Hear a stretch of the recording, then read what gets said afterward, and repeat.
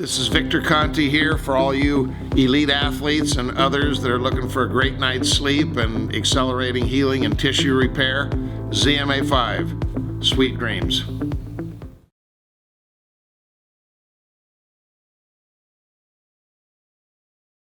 Andy Ruiz, Anthony Joshua, the rematch. What do you think happens? I think that, and I said this before in another interview, I think that Manny Robles is really the key in this fight.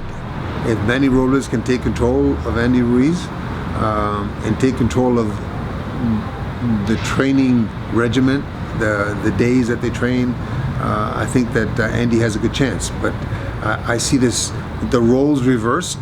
In the first fight, Anthony Joshua was a superstar in England, had an airplane, had limos, had talk shows, had everything, and he was living the life. Now I see Joshua losing 15 pounds, 20 pounds, and looking slim and training hard, and you don't see any of that stuff that you saw in the past, and you see Andy doing those things. So if Andy can buckle down and Manny can take control, he stands a good chance, but I still think Joshua beats him. Oh wow, really? Yeah? A lot of people have said that just stylistically it's a bad matchup for Joshua because of Andy's speed. Yeah, well, you know, Joshua, you saw Joshua in one fight. You saw him against Povetkin, who is kind of the same fighter against everybody except Joshua that Andy Ruiz was against Joshua, and he beat the heck out of Povetkin. So Anthony Joshua didn't win a gold medal and didn't become a world champion at 12 or 13 fights because he can't fight. He just, there was a night like all fighters have that you hope doesn't happen in the fight. You hope it happens in the gym while sparring. But he had that kind of night, and Andy had nothing to lose. Andy was not going to be deterred that night. Andy's a different Andy today. He's got a Rolls Royce. He's got a brand new mansion. You know, all those things make you soft. So that's why I say Manny Robles will be the key, in my opinion. So if Manny is able to get him focused, just like the first fight, you still think even 110% Andy and 110% If Manny Joshua? can get him into the gym consistently. Yeah. Okay, because you and I know, or maybe you don't know, but I know the days that he likes to train, days he doesn't like to train. If Manny can get him into the gym consistently, and Manny can do his magic in the gym, then he stands a very good chance of outboxing him. He's not going to knock out Joshua this time. He's going to outbox him because he's got faster hands and because he can take a shot, all those things. But he's going to have to be in that premier kind of shape to be able to beat Joshua this time. When a fighter suffers a knockout, like, do they go through a phase where like they're like a little worried to get hit again, or like they question themselves?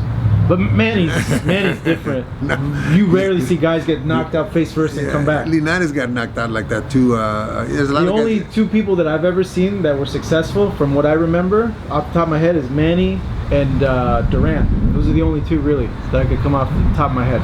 That like face first, like knockouts. Well, Joshua didn't get knocked out like that. Joshua got hit, got knocked down. Andy got knocked down. You know, This is boxing. You're gonna hit. The greatest got knocked down. Muhammad Ali got knocked down. Yeah. If the greatest can get knocked down and come back and do the things that he did, and have those difficult fights, and then not be gun shy, I think is the word that you want to use. He had those great fights with Joe, and he was in a hospital 2 of the 3 fights after that. You know, so if they can come back and still perform.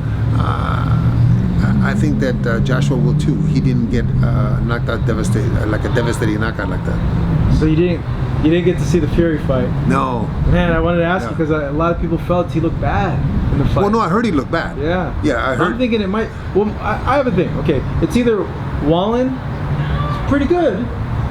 Fury overlooked him and wasn't as motivated, like you mentioned previous that happens to fighters, or he's been training nonstop. I was kind of thinking, oh, maybe it's a product of like the overtraining.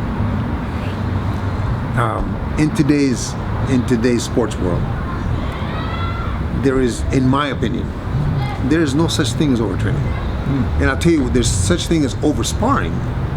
But if a basketball player doesn't train 365 days a year, he doesn't play next season. If a baseball player doesn't train 365, he doesn't play next season. If a track star doesn't train 365, he doesn't compete in the Olympics. Football players have mini camps. Football players have their own camps. They train 365 days a year because if they don't, the competition is so stiff that you're never going to play the next season. You can train year-round without training year-round. You can train 5 days a week, 6th day you rest or 7th day you rest. It depends on what you do and what it is that you're doing to prepare for that fight. No, you can't spar every day. Obviously, that's not good for you, because then you'll get stale and you'll over. Yes, you can overspar, but to me, there's no such thing as an overtraining. And you mean boxing is the only sport that has that? It's true. Well, I'd say, like, I don't know, I've always heard it growing up, like, you have your rest days, like, if, like, with the fight, take your month off. Oh no, let your body heal. Of course you rest, but you asked about Tyson Fury. When was the last time Tyson Fury fought? He didn't train for 5 months for this fight. No, he's coming from back to back to back. But I heard that even after the fights, like the 2 days later, he's back in the gym. They all are. Really, Yeah? They all are. Yeah. I always thought they took off for like 3 weeks. No, they all are. Some of the kids that are, say, here from Europe, they'll go home for a week or 2 weeks and then come back. It's like this game is like going to school. It's like going. You don't go to Harvard, okay? Let's just say Andy Ruiz just won, and he had a great training camp at Manny's gym over in Santa Fe Springs.